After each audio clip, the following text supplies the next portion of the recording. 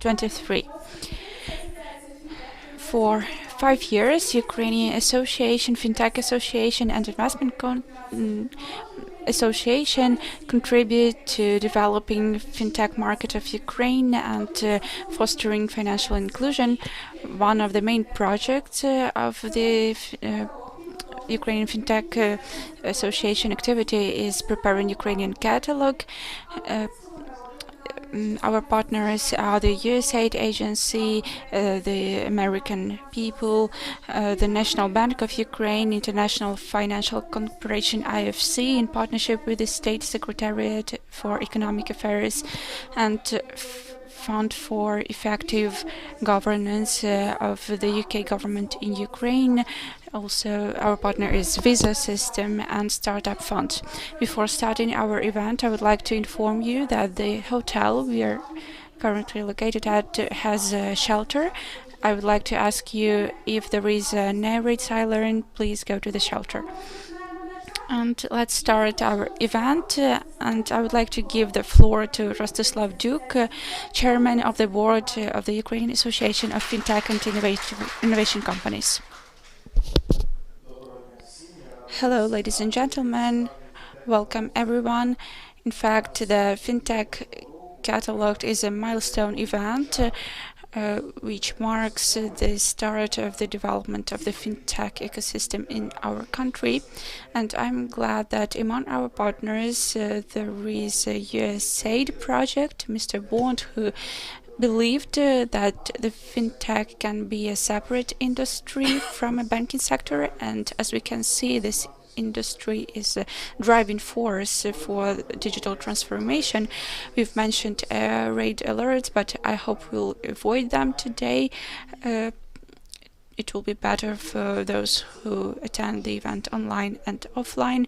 We will share the survey, but I hope that in future fintech will be a driving force for attracting investments for small and medium-sized enterprises, for reconstruction of Ukraine after victory. And of course, we are grateful to our defenders who are fighting on the battlefield and give us the opportunity to hold this event in Kyiv. And I hope that in the nearest future we'll be able to organize all the events offline and rebuild our economy. Thank you. Thank you, Rostislav, and I would like to give the floor to Robert Bond, the USAID representative who has 40 years of who's been working for 40 years in this area. He is a founder of 2 consulting companies specialized in commerce and finance. Please, the floor is yours.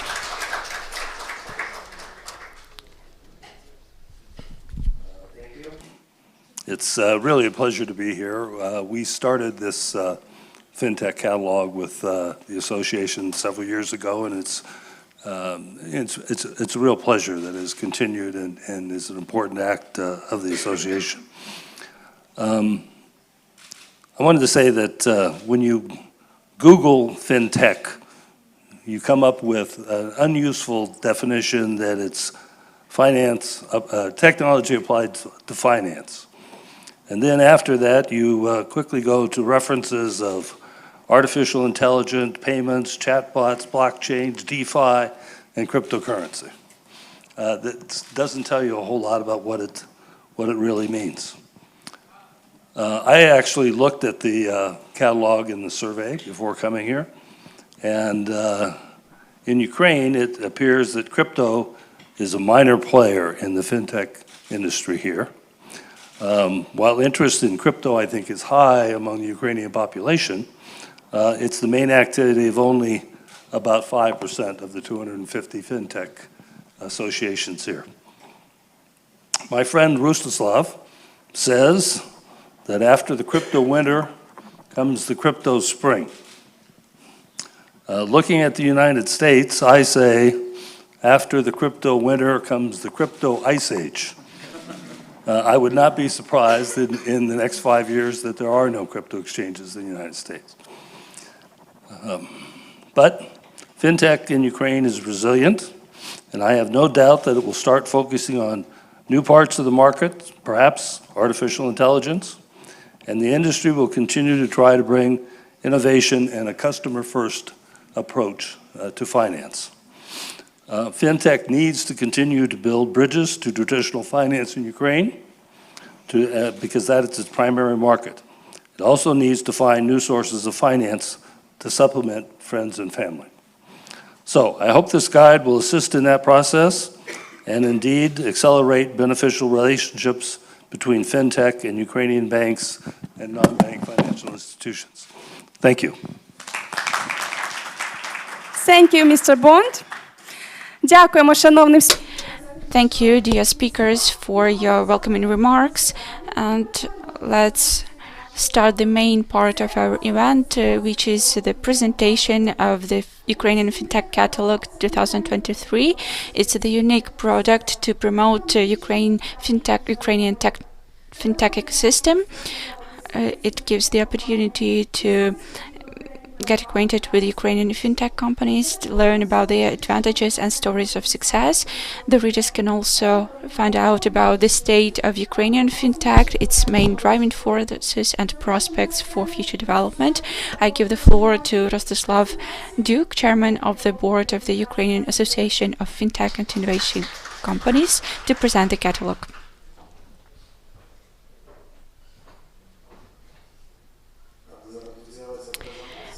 You will see the presentation in a few moments, and I would like to say a few words why we think that fintech will be a driving force for attracting investments after the victory. When everything started, the fintech industry was estimated at 30 million, and there was a fund who wanted to invest 100 million in Ukraine, and we didn't know where to invest if the whole industry was estimated at 30 million. So we've been holding surveys every year, and even despite all the difficulties such as COVID, etc., the fintech industry keeps growing, and and we believe that it will continue growing even despite the difficult environment during the war, and we've seen that even during the year of the war, we've attracted more investment companies than for the year before. So let's look at how Ukrainian fintech looks during the war. I'll say a few words about the methodology. It was an online survey during January-March 2023. Then we verified the results of the analytics, and we will see the results provided by the respondents. Fintech is 246 companies on the market. They decided to start their businesses.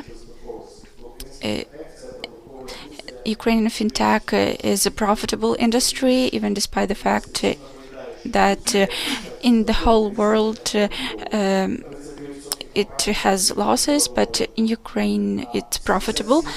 77% of companies allocated in Kyiv. Now it's less because before it was 80%. And the two next figures, 17% of all the companies have female founders, and you can applaud here because this share in Europe is less, and we are convinced that Ukrainian women are very prone to business, and they will help us to increase these numbers. And 55% of fintech representatives are defending our country in the armed forces of Ukraine and give us the opportunity to develop financial front. And please, let's continue. Regulation. When we started, we said that the only problem of Ukrainian fintech industry is the law which Ukraine had at the moment of Soviet Union debacle, and thanks to the proactive position of the National Bank and the civil society, we've seen increasing number of regulations. This industry becomes more regulated, and even the war isn't an obstacle. And finally, the financial sector can use cloud technologies for its infrastructure, and we saw that digital infrastructure during the war was something the industry and the country and the citizens could use when it was difficult for them. The law of Ukraine on payment services came into force and created benefits for Ukraine. As to the regulatory sandbox, we think that it's a great beginning and it will allow to develop innovations in Ukraine. And today we will also present another draft law on will be presented, and it will allow to implement digital assets in Ukraine, virtual assets. And I invite all of the investors in Ukraine. We will have a legal framework for the activities. As I know, American fintechs now are currently learning how to work with the state if it's not developing the market. So we've compared the year 2021 and 2023, and we saw that the companies decrease this launches of new ideas, new projects. We are glad that they launch new project, and Ukrainian Fintech is operating at the level of 80% to the pre-war level. As I already mentioned, 68% of the companies passed the break-even point, and 50% of the whole industry is small companies. And when we organized seminars in different education institutions, we are saying that everyone has a chance, even when there are very few employees, but they can use innovation technologies for their businesses. The geography of the fintech transformed because of the war. Before, the big cities were home to the biggest number of fintech companies, and now 77% of companies stayed in Kiev, and other companies were relocated to the west of Ukraine, and 5% of fintech companies are located exclusively abroad, but they say that they are Ukrainian companies working in the fintech areas. So we are proud that Ukrainian fintech companies continue their operation, but on the other side, we would like to bring them back so that they pay taxes and develop the business. As to the investment attraction, fintech is a quite young industry, and the companies were mostly funded for the funds of the friends and family. And we can see the sources of financing here on the slide. And when we asked what funds are going to use in this year, we saw that 27% of surveyed fintech companies plan to enter into a partnership with a strategic investor from abroad. 20% will continue their development for their own funds, and a new instrument, 9% of companies plan to attract donor funds, and 1% said that they are already doing it. When we compare it to the structure of the fintech catalog, we saw that the leader is technology and infrastructure, payments, and the amount of marketplaces increased and neotech companies. It was a reaction to the new regulations adopted by the state. As to the international market, the war is unfortunately a great accelerator for international development. 33% are already in the international market, 15% see their development in the internal market, but I think it's temporary because our products are competitive on the international market, and 52% are planning to start their operation on international market. 49% of fintech companies named Ukraine as their key market, and 12% are already operating in Europe, 9% in the US market. When we asked what technologies or tools are going to be used in this year, 79% of fintech companies indicated artificial intelligence as one of the most promising technologies for the Ukrainian market. And we know that many fintech companies and banks, including state banks, are using artificial intelligence. One of the main technologies is API, cloud services, which is in line with what is going on in the legal area. Chatbot technologies allows to replace human in digital channels, and it also allows very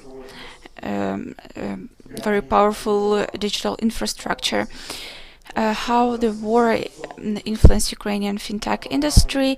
As I said, 70% of companies renewed their operation, 96% of companies continued their operations in Ukraine, even though they launched sales offices in other countries, and 33% of companies face difficulties while starting their operations on international markets, and we would like to help them through partnerships that we launched for our members. That's the map of the Ukrainian fintech ecosystem as of 2023, and you can use these QR codes to download the Ukrainian and the English versions. And our online participants will be able to get the online version of this catalog after the end of the presentation, which will be used to promote Ukrainian companies within our partnerships. Thank you. Thank you very much, Mr. Rostislav, for your presentation, and we are going on. For over a year, the financial system of Ukraine has been successfully overcoming the challenging that the full-scale invasion has put before us, but we have a no less complicated time facing us, the recovery of the financial system and the infrastructure of Ukraine. And fintech is an industry whose price has grown most in Ukraine, 50% growth over the last years, should become the most powerful locomotive and driver to attract investments into Ukraine. So what will experts have to say about that? That's what we are going to find out. In the panel discussion about the role of fintech on the involvement of international investments into Ukraine, we have Zarina Odinaeva, the chief of the programs for Central Europe and Asian countries in terms of digital technologies. She's the chief of this project, and this program is aimed at alleviating and helping the development of the digital technologies, opening up markets for available players and new players who have some new innovative, challenging technologies to offer, and allowing you an access to enjoy financial services. Anton Chichun, Deputy Chair of Oschad Bank. He has more than 20 years in banking technologies experience and business experience. His achievements have been many times awarded by being nominated as the best head of in the banking sector and different kinds of sales points. Andrei Poderogin, a representative of NBU, for over 30 years he has been engaged in the Ukrainian banking sector, and he knows the payments sector perfectly, and all of his operational activity is connected with payments, card products in the chains of big banks. Taras Kirichenko, a financier, banker, a member of the supervisory board of a group of companies called Nova Poshta, New Postal Office. He is the chief in the banking and financial sector. He has more than 20 years of experience in managing and developing Ukrainian international businesses, bringing them to the level of leaders. Igor Kobzar, a specialist in financial sector from the USAID activities. He has more than 10 years of experience in financial and investment sectors and in IT.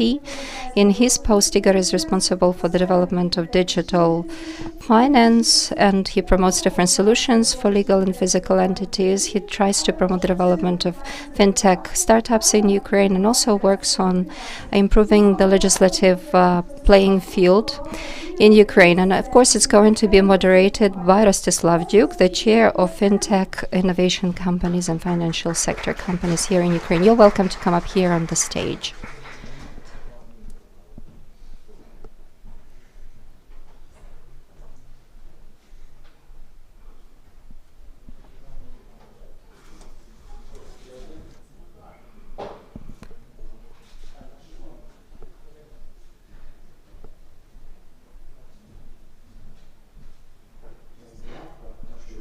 You can hear us all right? While some people offline and others are online, we will get our discussion underway. We're still waiting for Taras because he's stuck somewhere in a traffic jam. Fintech is a driver in terms of attracting investment to Ukrainian economy. We see that the industry, despite its size in terms of GDP, is averagely small, but once again, the dynamics in terms of the forecast seems to be the most aggressive. Sometimes it even takes over some of the other industries in the pace of their development. So we would like to get this discussion underway by asking the question, so fintech, is this an investment tool, or is this something that it needs to be invested in the first place when investments get attracted to Ukraine? So Andrei, because you are here a representative of a regulator, what do you have to say? Just like you have demonstrated legal basis for the development of fintech. So once again, we are not the only one in this respect. This is joint work of multiple branches of power, regulators, at least from my perspective. And the way I see it, fintech is the object for investment. Here, all of the regulators, the task for the regulators is to create conditions, environment, legal ones in particular, to make sure that fintech can develop freely in the market. As of now, Ukraine has achieved multiple successes in implementing the second payment directive. Open banking, the law on payment services, has come into effect, and it has laid foundation and opportunities, has given the window of opportunity, and now we are working under these terms. We have slightly dragged our feet in Ukraine in terms of perhaps not implementation, but adoption and bringing into action the law on virtual assets. While it was being finalized, some additional regulation has appeared in Europe, MiCA, and right now our counterparts and colleagues are working on that, and some amendments are being prepared. This is something which is part of the fintech companies are very much looking forward to, particularly the ones that are busy working with virtual assets and dream to come back to Ukraine and operate in our legal area and our jurisdiction. So from my perspective, regulators ensure conditions for this common and shared work with the players in the market to make sure that fintech becomes the object for investments and for it to become a tool to attract investments into Ukraine. This takes a lot of common work with the players in the market, with fintech companies in particulars, because investors provide their money not for deregulation, but for interesting, fascinating projects, the ones that are filled with innovations, something that they're ready to provide their financial backup for. So for fintech to become a tool for investments, it takes creativity, ideation, novelties from the participants in fintech industry. Only then will it become an instrument to attract investments in Ukraine. Thank you. Igor, then the same one goes to you, because you are a representative of a project to promote the development of the financial sector on behalf of USAID. So what's your perspective on fintech? Is this an object for investment, or is it a tool to attract investments in Ukraine? I think it's pretty easy to answer this question, because these are not mutually exceptional things, because fintech is both an object to attract investments and a tool to attract money and funding into the Ukrainian economy. Rostislav, could you kindly remind me how much Ukrainian fintech startups were able to attract in the economy of Ukraine back in 2022? The evaluation is more than 1 billion, from 1 to 1.5 billion. And we say that the Ukrainian fintech doesn't have its unicorns yet, although there are some startups and they're assessed to 1 million already. But the industry itself has become a unicorn, and it is valued at 1 billion. And the majority of the companies stay here to operate in Ukraine during the wartime. So we are fully expecting that after the war, in the first wavelength, we are going to have some first unicorns in this area. And in terms of attractive investment, I think it's tens and dozens of billion. On the eve of our discussion on one of the platforms, I saw the volume of investment attraction into fintech globally. It's about $79 billion over the last year alone. So I think it's all possible. It's possible to attract large investments into fintech. So fintech is definitely an object of investment making. And the international example bears witness to the fact that it can also become a fantastic tool to attract investments into economy if you develop crowdfunding products, if you invest in real estate, invest into capital markets.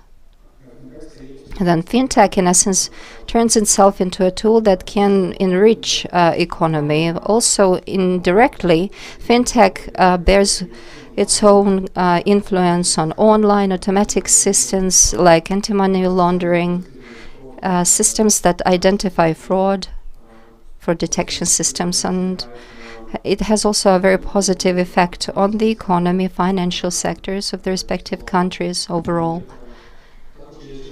There is also another interesting example of how fintech can exercise a positive influence in terms of attractive investments. The product that we have, fuel financing in Ukraine, we have it. It helps startups to introduce their financial backup. And if startups are competent in terms of managing their finance, then it's much easier for them to attract additional investments. So for fintech companies to attract great investments for their operations. Super, thank you very much. Also online we have two participants of our panel discussion.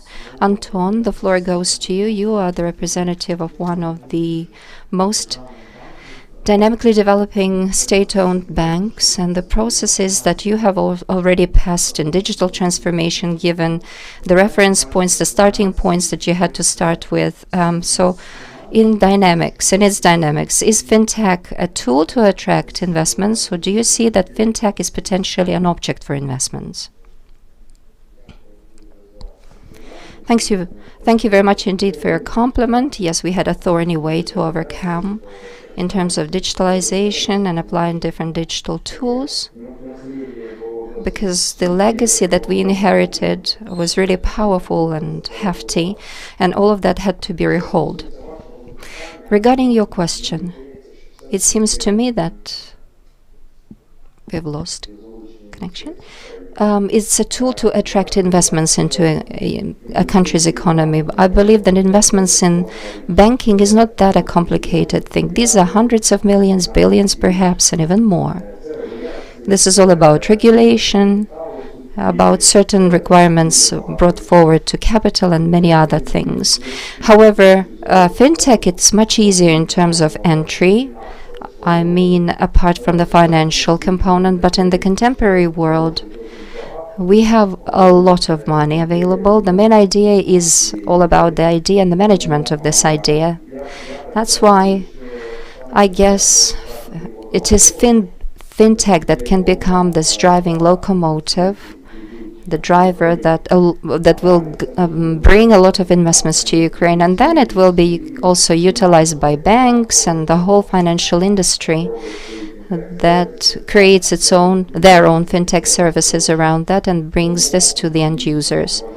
So I truly believe that time is coming, indeed, that for our Ukrainian startups and the fintech industry in Ukraine to be able to utilize the significant potential due to serious competencies, the innovation markets that we create and operate in, some of the really advanced personnel that we have to operate. So we have substantial opportunities to attract big investments. Thank you, Zarina. And then the question goes to you. The World Bank works in multiple jurisdictions. In this one in particular, you have been able to witness the impact of the investments in order to recover the economies after war conflicts and wars in the respective countries. So do you think in Ukraine, fintech is this a tool or an object for investment, where the first investments will come after we gain our victory?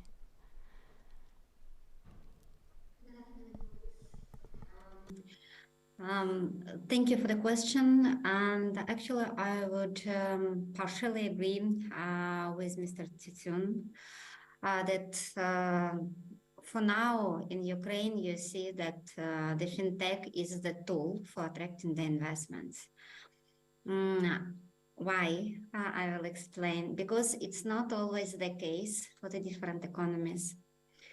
Fintechs, they're having the different stage of growth, starting from the startup, like the previous colleague also told, and like going through all this life cycle. The fintechs aim to become the unicorns, yes, and only at the stage of Series B plus, the fintech companies are becoming the interesting object for the investment.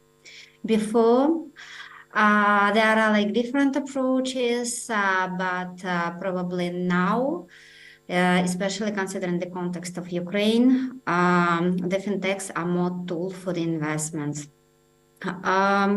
You also asked about the role of fintechs in attracting the investments into Ukraine economy for the post-war recovery.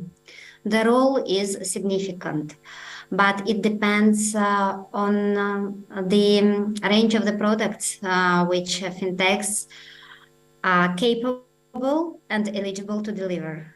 Because the post-war economy recovery have the very specific needs to recover the infrastructure, the housing sector, the industrial sector, first of all, yes. And here, maybe the role of fintechs is not so significant, but it depends on the type of the products which they can deliver to their B2B, I would say, customer group. Yes, not B2C. Because their role in B2C is mostly in delivering the financial services, while in B2B solutions, they can serve, for example, for the purposes of e-factoring operations, provide the special solutions for the supply chain digitalization. And in this case, the fintech will be able to play the impactful role in Ukraine economy recovery at exactly after the war stage. At later stages, definitely the role would be much more, I would say, significant and expanded. So this is the brief response. Окей, дякую. І Тарас, вам слово. Ви як Taras, the floor is yours as an observer of the supervisory board of the company, who is attractive object for investments, foreign investments. But you also created a fintech tool for crowd investments in startups. It's a new form. And we see a great potential of this crowd investments as an element for attracting investments in a startup because of its flexibility and possibility to attract flexible investments. So is the fintech a tool or an object for investments? Thank you. Thank you for mentioning the Nova Posta. It's both. You know, like it's an old anecdote. It depends on what side you're in. You're either buying or selling. If you are a fintech startup, if you need money, if you need big investors to build up your business, of course you will attract funds as you can through different mediums of collective investments. So of course fintech can be an attractive business itself for investments. We are ready to invest in Ukrainian startups. Honestly, if your business is great, we will find money for you. It's only a matter of how good is your business. And for that, you have to look for your clients. You have to understand your growth rate, your track, your CAC, LTV, etc., and everything will be fine. For now, we invest several millions in a month because startups are good. So everything starts with the quality of your startup. If you have a great fintech, it's easy to invest in. On the other side, I think that we as finance experts, we have to make investments more affordable for people because unfortunately people keep a lot of cash in their houses and many things are not invested in. Let's take Wise, for example. If you have several hundreds of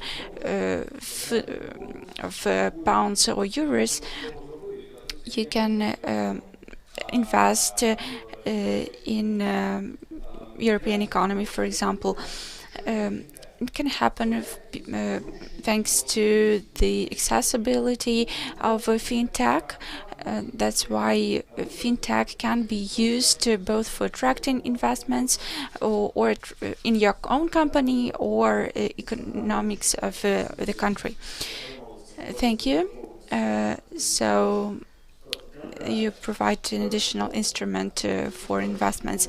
Let's talk about the obstacles that can emerge while implementing financial technologies and funds raising.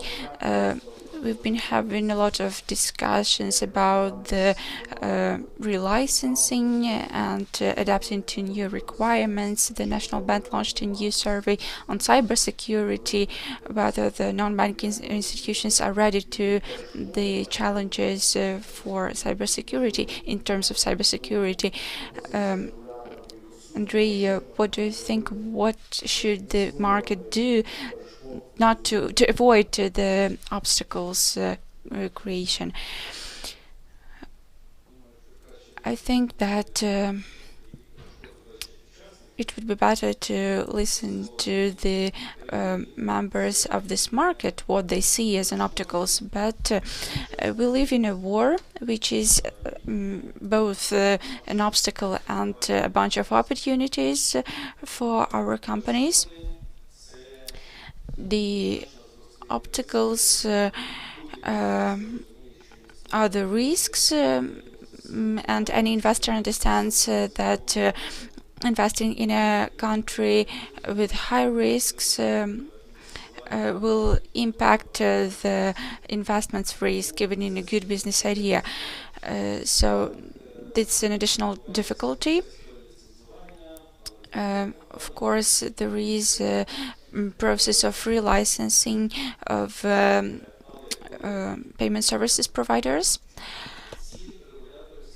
but all the regulators of all the countries are currently using single approach, technology agnostic, same risk, same rules, which opens opportunities to start using new technologies, but it also creates new obligations, especially in a country at war. That's why we should understand the challenges that our country faces, how the tools are used, and therefore the requirements for the market players have been streamlined, and we achieved the continuation of fintech operations in Ukraine. As to the opportunities in our current situation, first, I think the companies whose clients are now abroad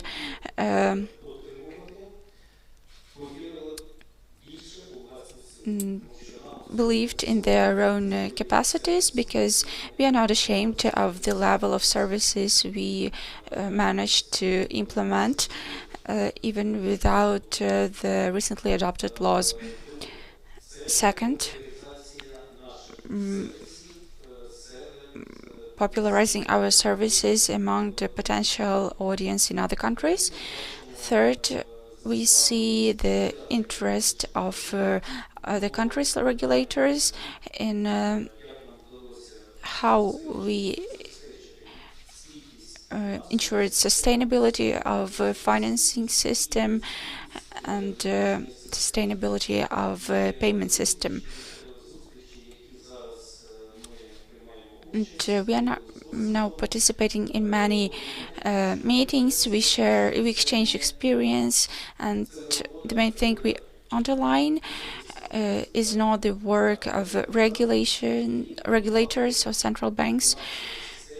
Yes, we are accelerators. We prepared the banking and non-banking sectors to protect the financing system of Ukraine, but it became possible thanks to the efforts of Ukrainians who are very hardworking, and they complement each other's efforts. They help regulators. So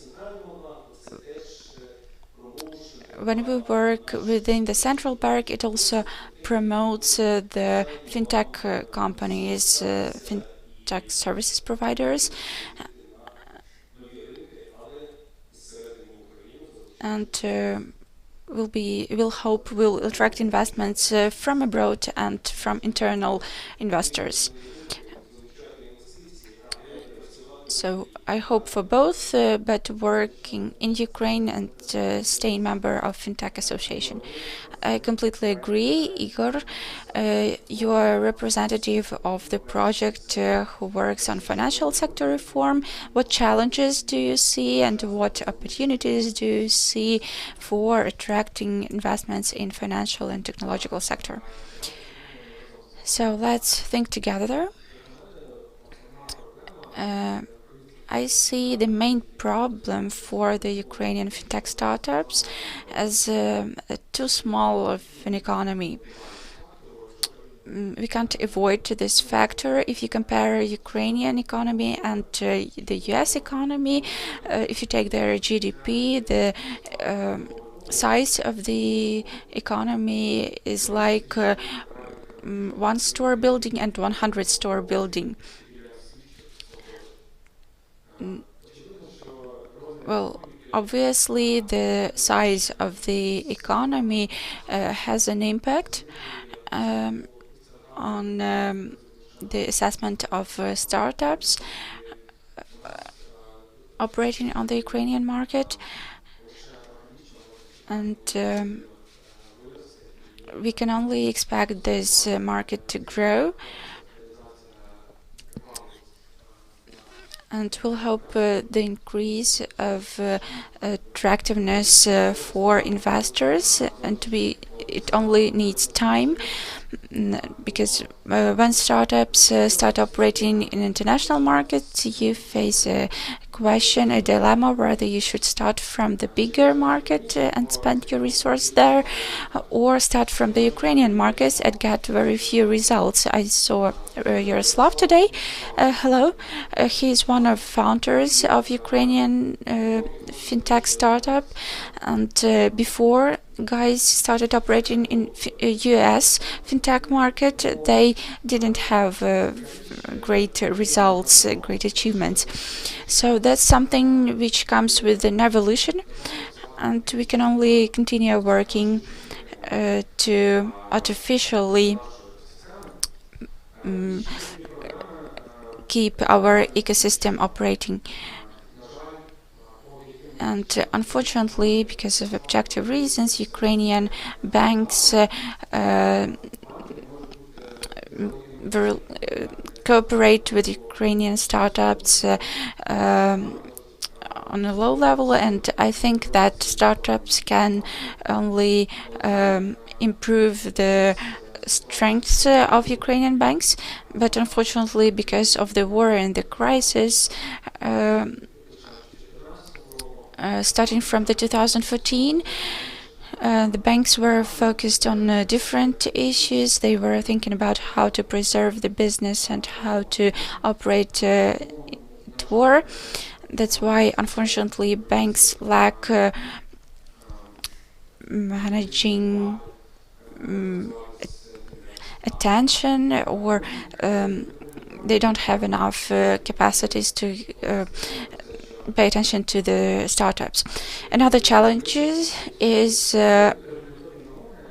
regulatory requirements, which can be a destructive factor for the growth of startups, but unfortunately we can't avoid regulations, and the National Bank of Ukraine and any other regulator should choose between innovation and safety of fintech sector. And our fintech market should be stable. The inflation should be kept at low level. So to sum up, little economy, the banks should be more active in their work with startups, and we lack regulatory sandboxes, but it will be probably wrong to say, it's better to say ecosystems where startups can test their ideas and see how regulatory bodies can adapt to new business models. Igor, I can see that you haven't tried the fintech catalog. It's good, because when you will read it, you will have a positive attitude to the fintech companies and all the trends. I don't agree with you. I think that the number of players in the economy, and in terms of it, Ukraine has a great potential, because there are all possible business models in Ukraine, and in our building there are 4 actors who work with fintech, and I hope we'll have more. So, Anton, I will give the floor to you. Please give some figures how the volumes of state banks increase, including in cooperation with fintech companies in through digital channels. I think there are no problems with banks. Our survey says that 75% of banks learned how to work with fintech companies. They can they understand their future, which is not possible without fintech companies. Anton, I give you the floor. Maybe you'll share your own vision of obstacles and possibilities. Thank you very much. To be honest, I know all these aspects, legacy, compliance, regulations, and I think that there are no significant obstacles for development of fintech in Ukraine. When we compare our market with any European market, for example, many of our citizens are now abroad that could see how the system works abroad. They saw that it takes months to prove that you really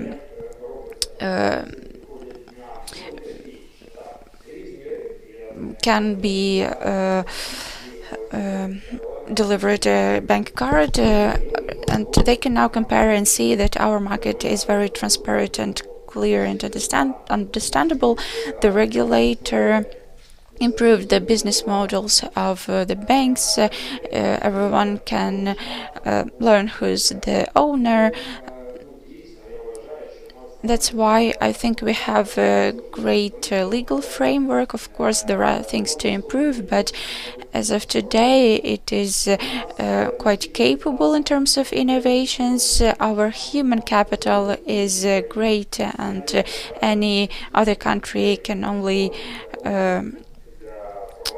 take us as an example in terms of human capital, and I think that nothing will become an obstacle to implement innovations in our great country. A minor obstacle might be the client experience, customer experience, because we follow the customer's demand in our services, and it took us a lot of time to teach elderly people to use digital channels. It's quite a difficult task, and at some point we understood that we should not do it, but we just have to follow the will of the elderly. If they want to use digital channels, okay, we should find a balance between the needs of different segments, and that's the secret of success of big companies who target their strategies to every customer segment. And finally, I would like to give an example from my own life. I'm currently in Khmelnytsk region, and I'm happy to see that one of our projects, tap-to-phone terminal, which we launched together with Visa company. It's hard to find in European market, but I saw it in a taxi in Khmelnytsk region. I also saw it in a university cafe.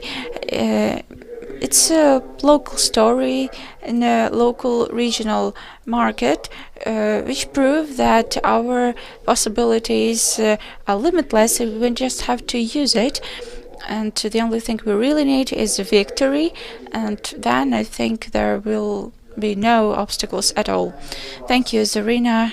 A question to you: which obstacles do you see, and which possibilities do you see for Ukrainian fintech market as an object for attracting investments in your international experience?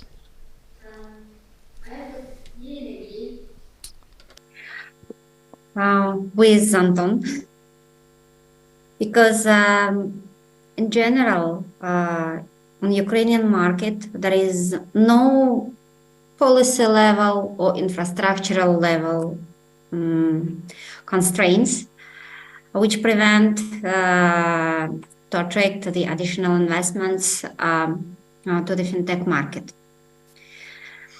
But there are two aspects which clearly demonstrate that still we do not see the significant investments into fintech market of Ukraine. So you may agree, you may disagree with me, but we are now analyzing the 13 markets in Europe right now. And what we see that many markets are facing the same challenge as Ukrainian market has now. And the reason is not the war situation in Ukraine. The reason is the following. First, it's access to capital. Okay, let's take the academical knowledge. Yes, what is the life cycle of any investment in innovations? First, it's like the first stage, it's incubation. Yes, it's innovation and education. Then the new company needs pre-seed, seed type of investment.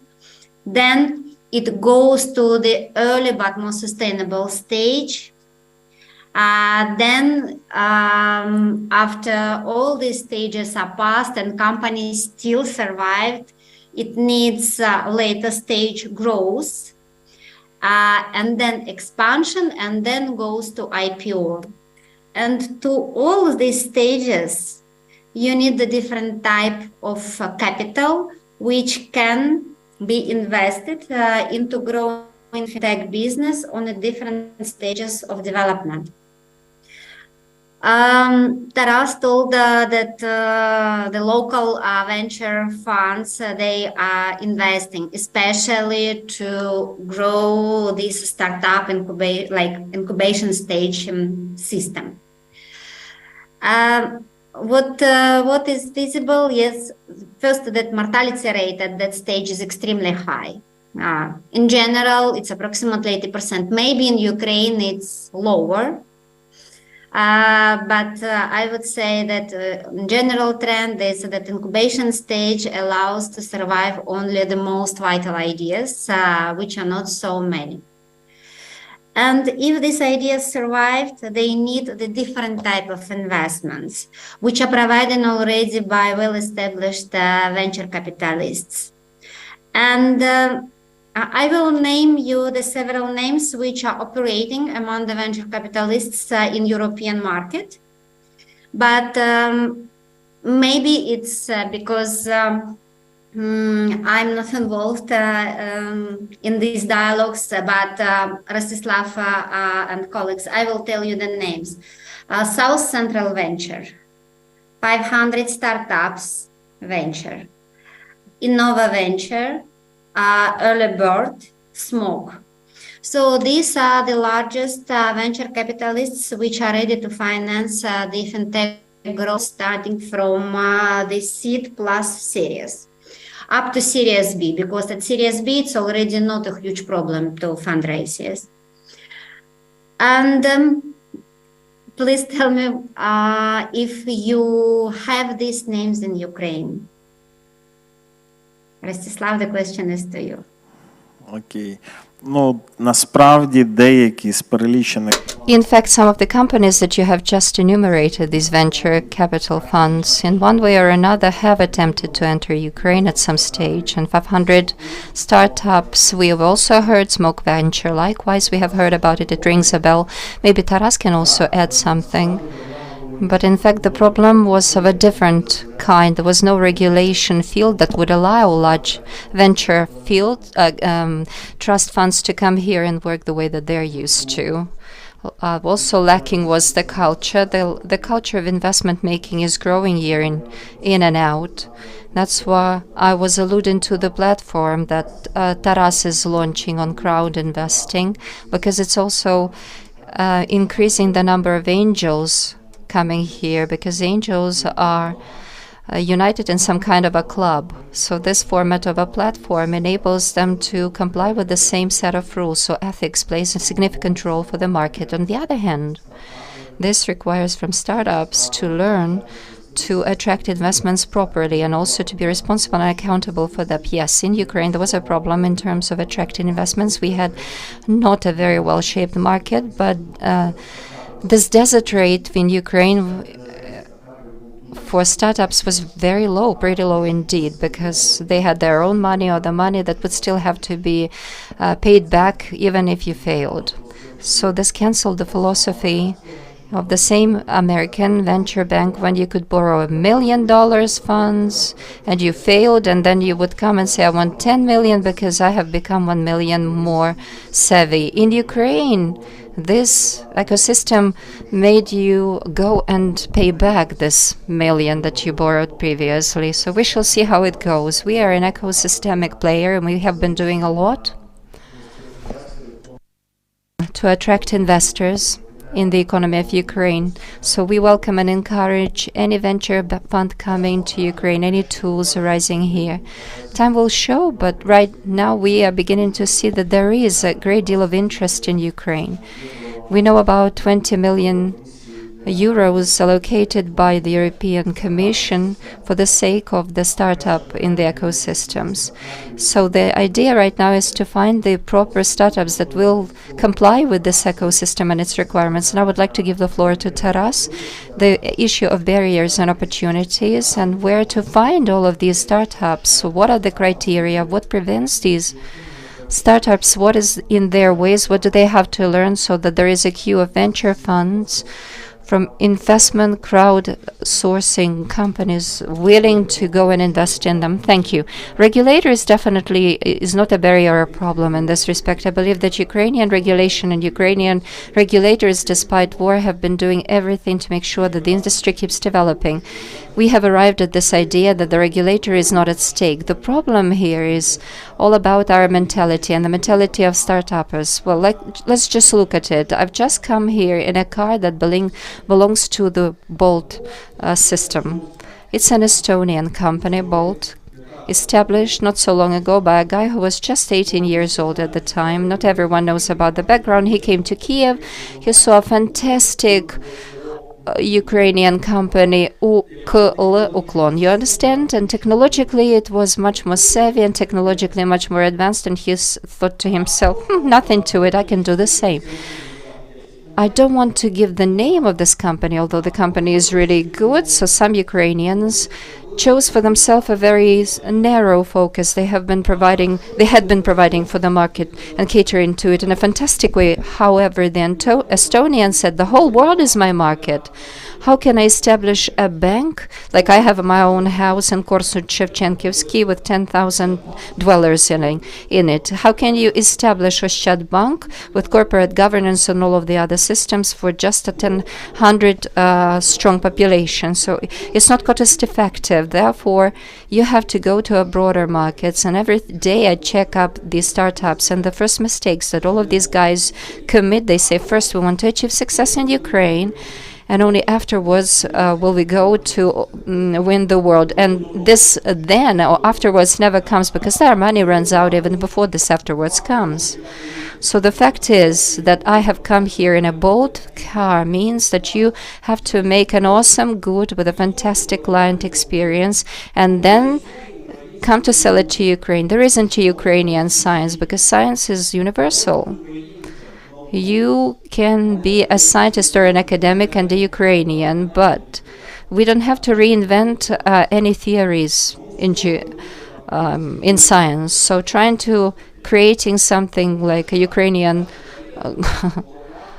atlas is something completely out of question, or reinventing the bicycle is stupid. So Ukrainian boys and girls, you can go ahead and attract money, and you can do so very easily at any stage, just like my peer has just said, if you have a solid, reliable product. However, if your product is not good enough, then another fellow speaker has just said that we have to artificially sustain the ecosystem, and I'm not sure that this artificial sustenance is the best way. Probably we have to teach startuppers to create more qualitative products, for them to understand their clientele better and make this product not for small towns like Korsun-Shevchenkivsky, where I come from, but focusing on the whole world. So capital is not at stake. Create fantastic products and companies, and money will come after you. You will opt for a big jurisdiction, but it doesn't mean that Ukrainians are in any way inferior to Estonians or Poles. And we have to enjoy the same products like Bolt or Uber. So we just come up with very fine products. Stop thinking that someone has to donate 20 or 200,000 to you.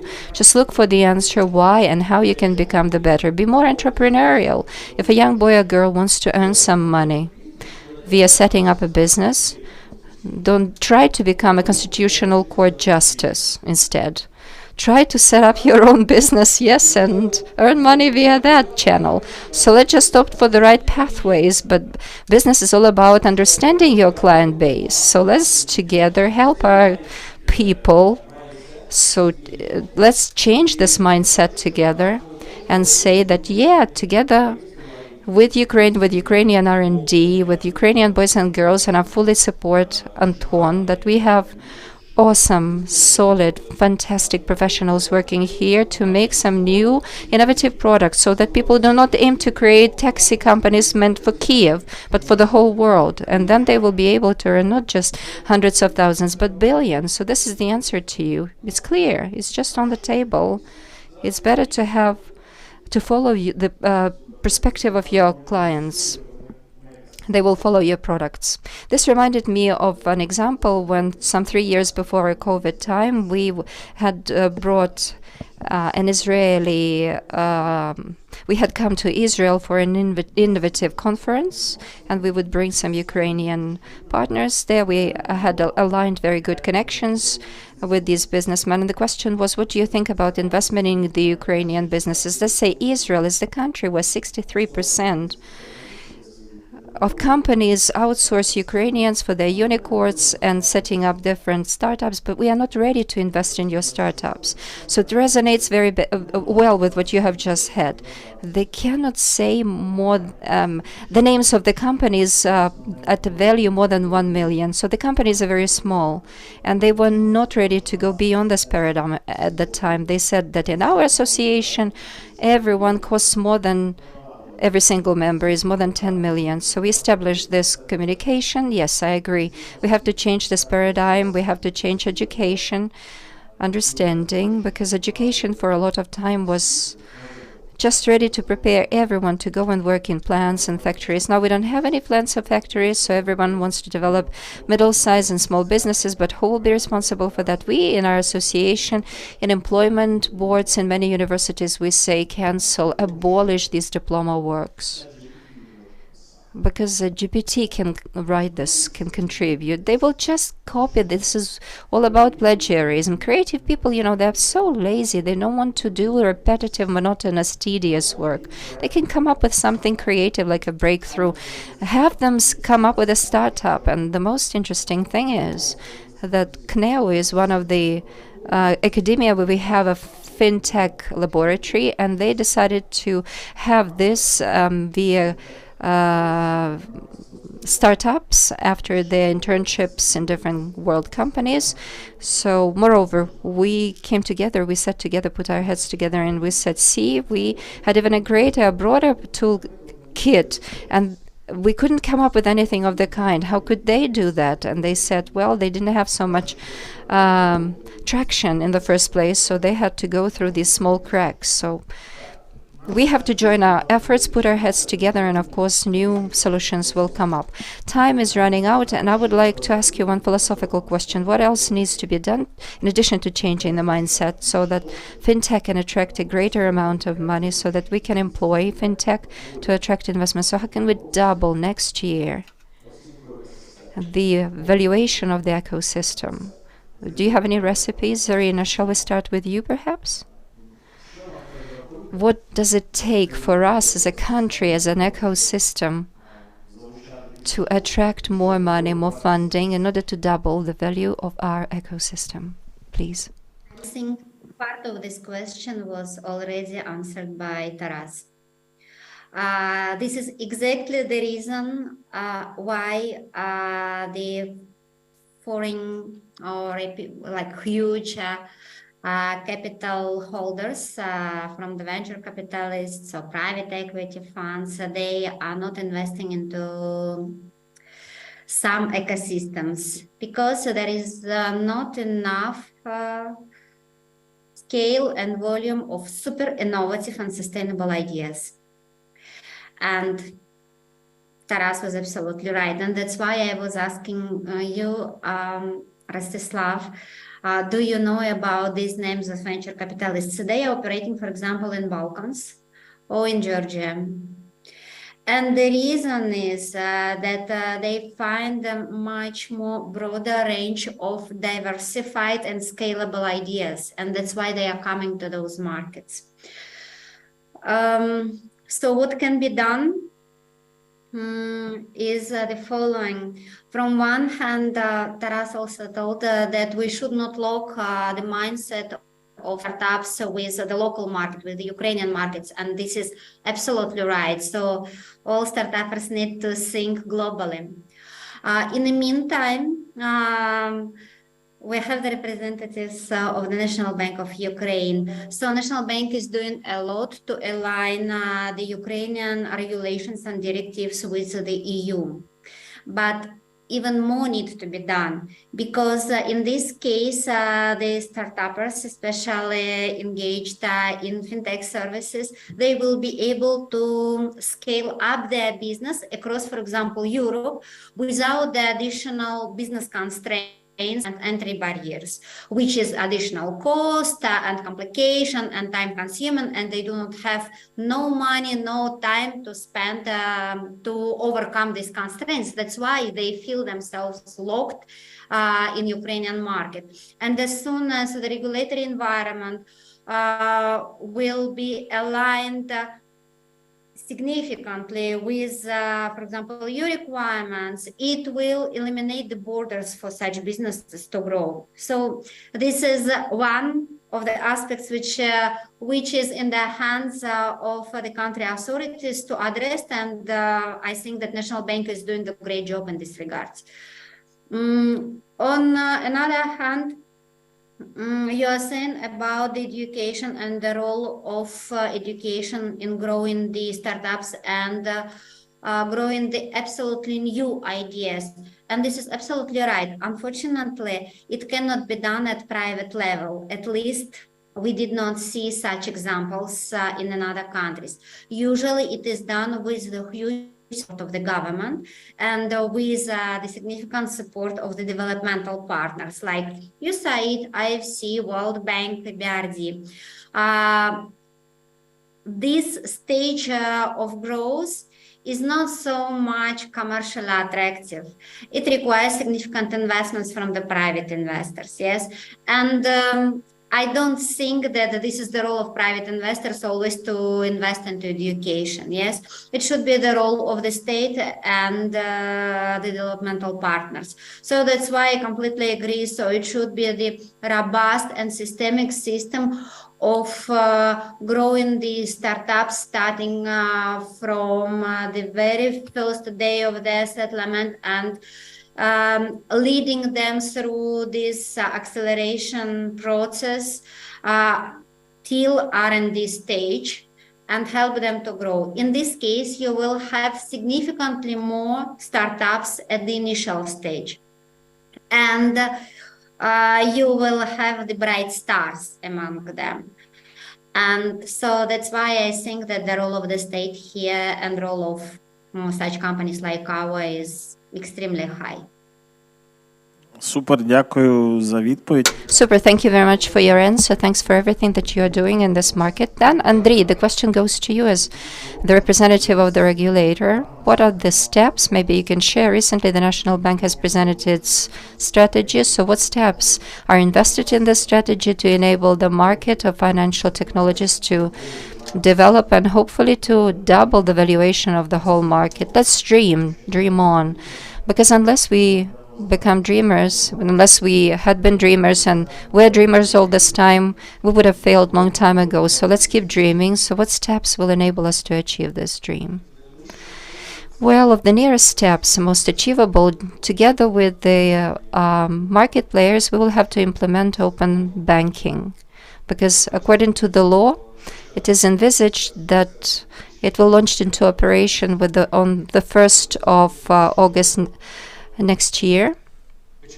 But we understand that we have to already lay ground to it now. And as of now, we are highly appreciative of the profile associations of members who have joined their efforts in fintech sector, banking sector, fintech banks.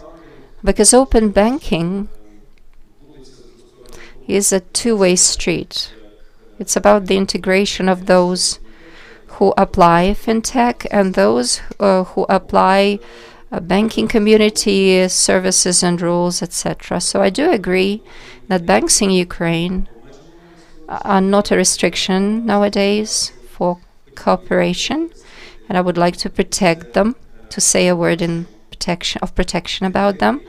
Our fintechs in Ukraine who endeavor to go into the Ukrainian markets have shared experience of collaborating with their foreign counterparts and complications in terms of achieving different services.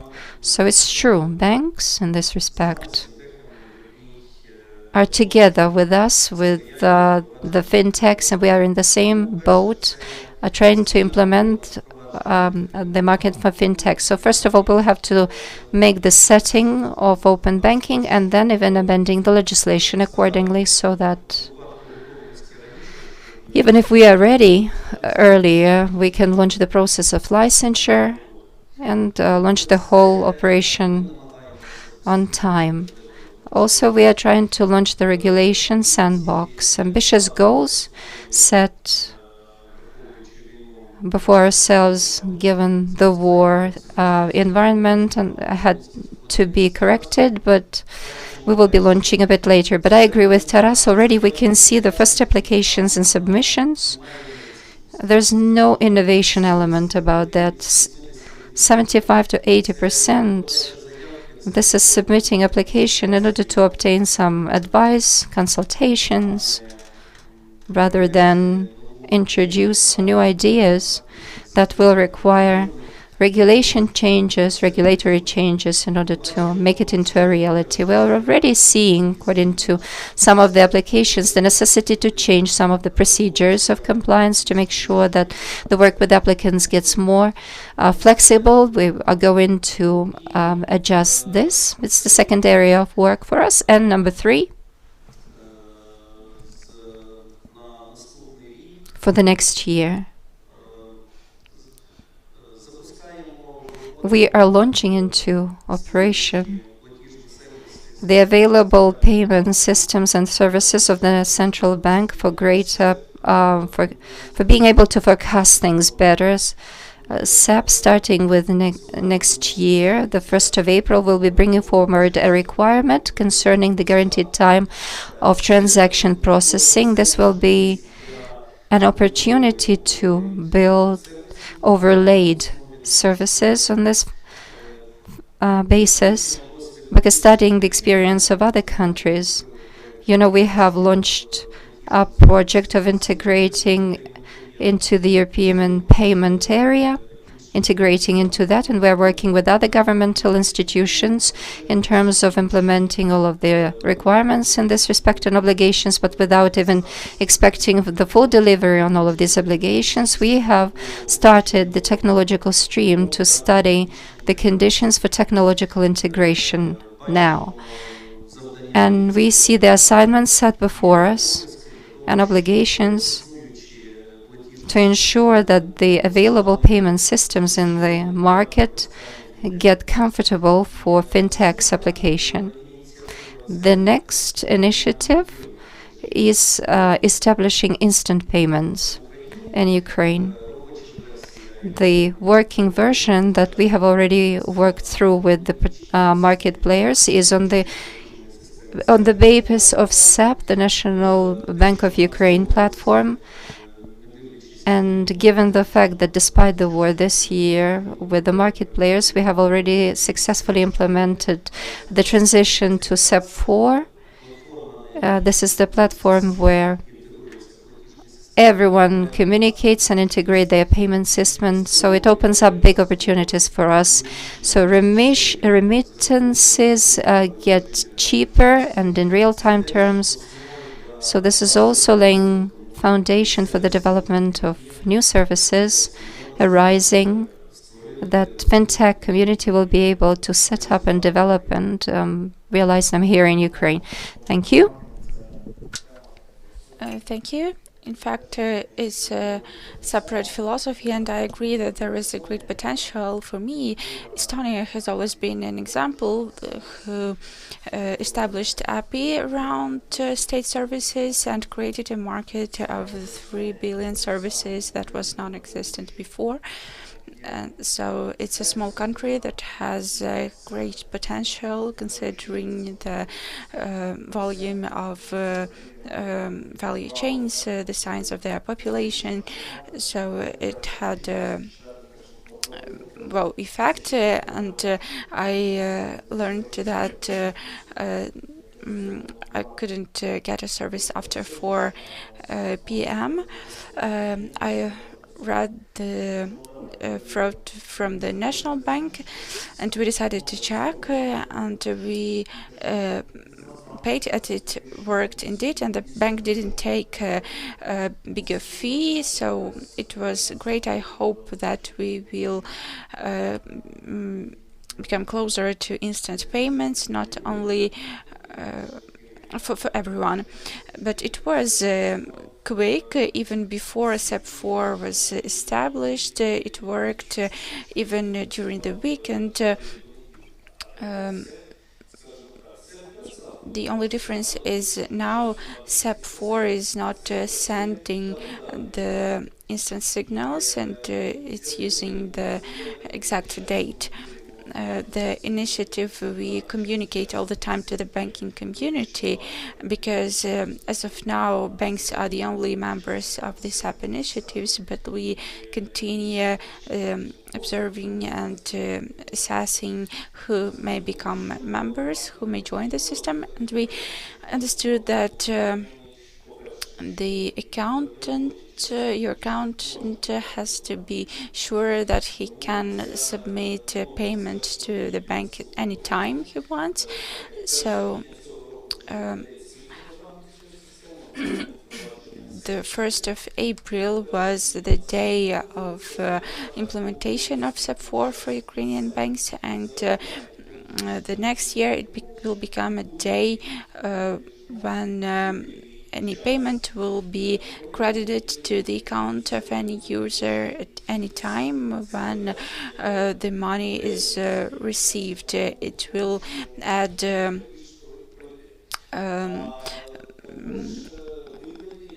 it will help people be convinced that they receive their payments. Another challenge we will face will be related to the same principles of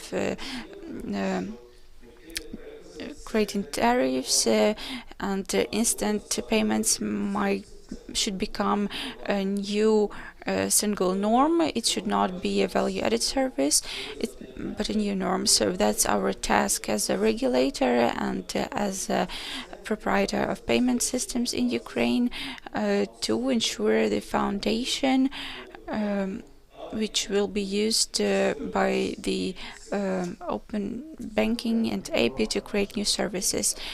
Great. My accountant actually also asked me about the cryptocurrencies, but I think it's a topic of another discussion, because Ukraine has an opportunity today if we establish all the legal processes about how to work with cryptocurrencies, starting from the tax. It will allow us to become the next fintech gate to Europe. At some point, Lithuania was acting in this direction, and now Ukraine has a chance. And our colleagues say that they are waiting for the war to end so that your regulator open these opportunities and we come to Ukraine, and we will compensate the part of migrants like that. Igor, I would like to ask you how to double the cost of startups. You've seen it from both sides, so our path is interesting to us, and I would like to know your opinion how to support the fintech sector so that it attracts investments and is a tool. Double, you say? Yes, minimum, at minimum. So first of all, I will say that every citizen has to help the armed forces to win the war. It will help us to double, to triple, or multiply the cost of our fintech ecosystem. I will say a few things. I'd like also to know your opinion about these things. First, I think Ukrainian banks have great prospects in terms of cooperation with fintech startups. Fintech startups can offer the products that banks cannot create, or it's too expensive. In a foreign press, there was an article entitled Barbarians at Our Gates, where the author was speaking about the fact that startups deprive banks from business, but we see for the last 10 years, we can see that the banks haven't gone away. And I saw another article in another magazine that the empire strikes back.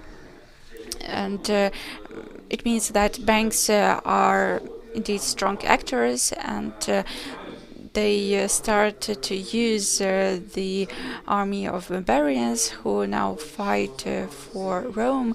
And it appears that startups only strengthen the strength of banks who have a wide network, who have a client base, who have cheap funding, while startup can build products very quickly. And I think banks could use this instrument as a future benefit, competitive advantage. And many banks in the United States and Europe say that fintech is coming after the banks, and the banks say that they are willing to connect to different platforms that give access to fintech products, and 3 out of 4 global banks I'm speaking about such banks as Goldman Sachs, JP Morgan. So they said they wanted to onboard 3 startups within the next 18 months. That's why I think Ukrainian banks could use international experience and cooperate with startups. I'm sure that it's a vast area for cooperation. Another thing, we were speaking about artificial sustaining of this ecosystem, and if someone asked me to name at least one investor, a pre-seed investor investing in Ukraine, probably only Rostislav knows the answer to this question. The first I will name Toloka pre-seed. Okay. Pre-seed usually invest 3F, family, friends, fools. It's pre-seed. So you take money from your friends, from your family members, and other people. Anodin. There is an invest fund, Anodin, which is dedicated to fintech. Then welcome to Loka. And there are representatives who are ready to, and we are helping to look through. But as Chalras mentioned, we have to correspond to the requirements of the league you want to play in. But one wants to invest in payment instruments, and maybe they will be less interested in lending, or maybe wealth management systems. But I will give the possibility to the colleagues to comment on this. I can see that the players on financial market, maybe even the project of financial international assistance, they can push these startups which are on early stages of development. They can help them because classical venture invest funds do not provide investments at initial stages. If you speak about the Estonia experience, they were lucky that at some point and they created Skype, then they sold it to Microsoft, and many startups appeared after that. The founders of Skype had many monies, a lot of monies they could invest later in the startup ecosystems, and let's hope that our unicorns will sell as good as it was in Estonia, and we will get more startups, including fintech startups. And third, I would like to ask Rostislav, is there anyone you know who wants to crowdfund a startup in Ukraine? How should a crowdfunding entrepreneur work in an environment where there is no regulation of the market? I think that the national bank if it has resource for it, it could work with it or help to regulate some business idea so that the business idea and the regulation would develop and supplement each other. Okay, many questions. I won't ask what you meant by saying barbarians, but let's speak about the bankers and then about crowdfunding. Recently, I had a discussion with bankers, and these are people who sell the product, which is money, and they are not having a competition with us. Fintech creates a product so that it is easier for bankers to sell money.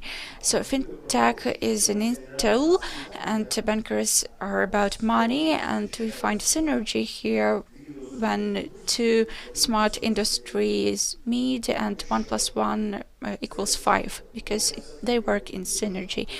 So I don't believe in a competition here, because those who compete finally come to get a banking license, and there is no point in it. So there are big players who don't want to get a banking license. They say that it's comfortable for them to stay fintech company, while for bankers, they can work on fintech technology, but they will lose their focus, and everyone has to keep a focus on something they can do the best. So I don't see a problem here, but let's listen to our colleagues later. As to the crowdfundings, there are 3 crowdfunding platforms in Ukraine. 2 of them are in operation, and we had a long discussion with the representatives of national banks, the colleagues of Mr. of Drink. Yes, we had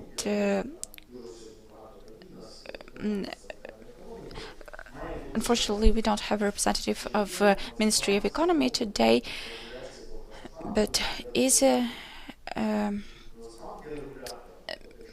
the National Bank is a regulator, and the Ministry of Economy has to order the regulation from a national bank, while the National Bank has to develop it. Because our discussions ended with a question, what do you lack? You have all the tools, you have a platform, do you need a separate law? Are we going to get a bigger number of entrepreneurs? I'm not sure. I think that Ministry of Economy has to think about different tools to attract money and investments in Ukraine, including technological ones. So we have to fully use the tool of factoring, which was this process was started but not brought to an end. The Ministry of Economy should understand how to mobilize funds from within among the population, because there are a lot of funds inside the country and how to realize them. Not everyone should participate. It should only be people who understand how the investment processes work. So I think this issue has to be discussed, and we are ready to be the platform for discussions. We were waiting for Sandbergs, and we are now waiting for the board to enter to develop this tool to test crowdfunding in a wider sense. But I support the National Bank that someone should order it, but I never thought I would defend the National Bank, but I think it makes sense now, and we have to work with other stakeholders so that somebody orders it from the state. Anton, the question is to you. How do you cooperate, how the banks cooperate with the fintech companies, and what can be improved so that these relations become something better, so that they gain added value? How to improve the value of startup ecosystem? I suppose this isn't even a question nowadays, like whether banks and fintechs have to cooperate. This delineation is getting blurry because we have NovaPay and the appearance and emergence of many other companies that are already operating at the level of banks. I agree that everyone has their competences to comply with, but I think it's a very fine line, and I don't see any point in discussing that. If a bank is large, because you see our banks, large banks in terms of capital, in comparison to fintechs, they're large, much larger, but worldwide it can be different. There are large capitalized fintechs capable of even purchasing a few banks, and very easily. At that, our story is slightly different. Everything began with banking and then FinBank. Fintechs occurred. So I don't see a distinction, just regulation perhaps. And the National Bank is working properly so that there is a level playing field for all of the entities in the market. What needs to be done for us to keep growing? Two short statements. I agree with Irina and with Yaroslav. Education, Zarina and Yaroslav. I do agree that education is at stake. It matters a lot. Our higher education is not the way that it should be. And unfortunately, it does not shape this entrepreneurial spirit and qualities, managerial qualities. There are numerous ideas, boundless ideas, but what needs to be done to bring them into order? This is an entirely different thing. So for us to achieve success, we require contemporary education that teaches one management not based on books of the Soviet legacy times, but contemporary modern management given all of the contemporary approaches, state-of-the-art things, and teaches one to think innovatively out of the box, proactively, and very much dream that we have to have a branch of Stanford or Harvard established in Ukraine. This would be a really powerful signal, and this would drastically change the whole map. Well, we shall see about that. Maybe something like this will occur in Ukraine after we gain our victory. Secondly, of course, we need to have our economy grow, because banks and fintech is just a reflection, mirroring of the things happening in the economy. If the economy is weak, there's no significant change taking place. Yaroslav, usually you come up with questions concerning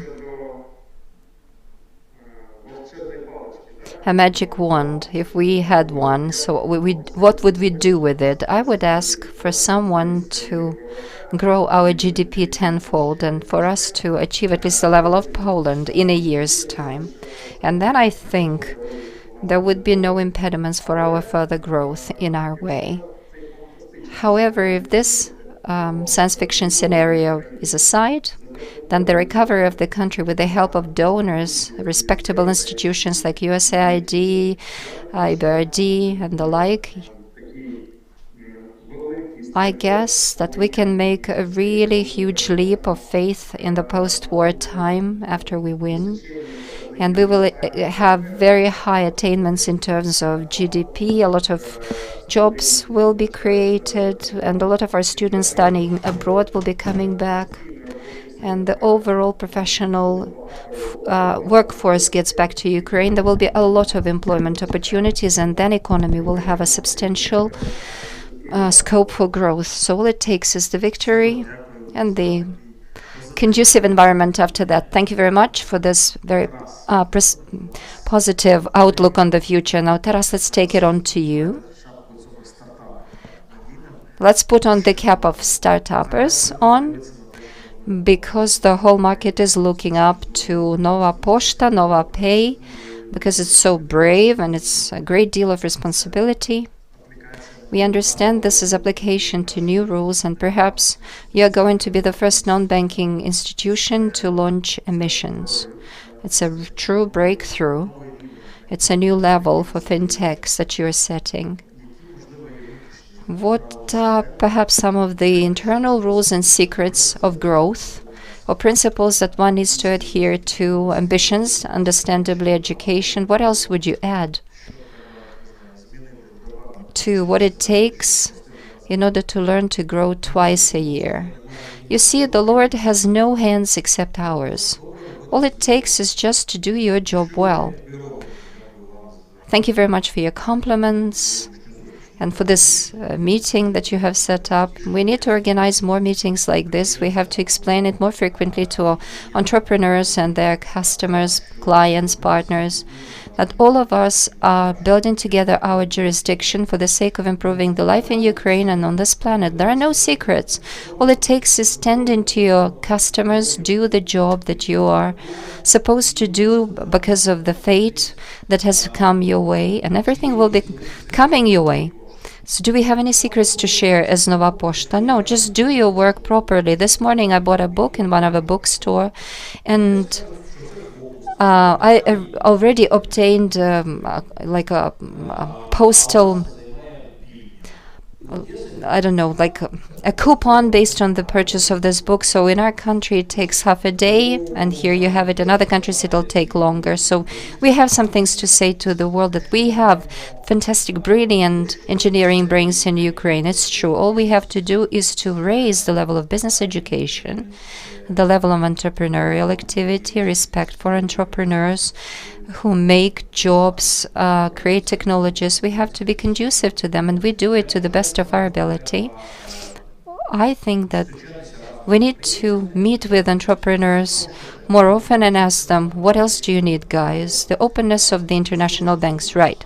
The sandbox we are talking about, it can truly pave way to the world for some large startups, integration into SAP and other institutions. These are huge steps. So let's increase the number of entrepreneurs, businessmen. Let's just drag them into your associations and explain and share with them that you mustn't create products for just a small district. Create products catering for the interests of the whole world. Don't create new bicycles because it's already in operation. Come up with something of global value. Keep repeating that. Demonstrate examples to them, just like you bring people to the Silicon Valley. This is what you have to do. This is all the secret. A couple of startups to the value of $1 billion, and then we will have powerful class of Ukrainian investors, and that's all that it takes. Super. Thank you. Thank you all the colleagues, both online and offline. I would like to thank my fellow panelists, the armed forces of Ukraine, who have enabled us to go about this panel discussion quietly without any air alerts. We wish you all to achieve victory. Everything will be fintech. Thank you very much indeed. That I hope you will be able to obtain your copy of the fintech catalog at the reception area if you're offline with us today. Online, you know what to do in order to achieve your copy of the fintech catalog. Online, of course, we will also be disseminating this catalog through Ukrainian foreign missions worldwide, and we understand there is a lot of demand worldwide, and we understand that's a tool that can attract investments into fintech, and with the help of fintech, into the Ukrainian economy. Thank you. Thanks to the respectful panelists for this rich discussion. Let us remind you that that according to this QR code, you can upload all of the results of the research. And just like Rostislav Duke said, you can also have a copy of the printed version of the catalog at the reception area. We thank you very much for joining us today. Due to your support, we have the aspiration to keep moving and be inspired to do all it takes for the development of fintech. So see you next time at our events. And now we are inviting you to join the discussion of the fintech catalog while enjoying your coffee.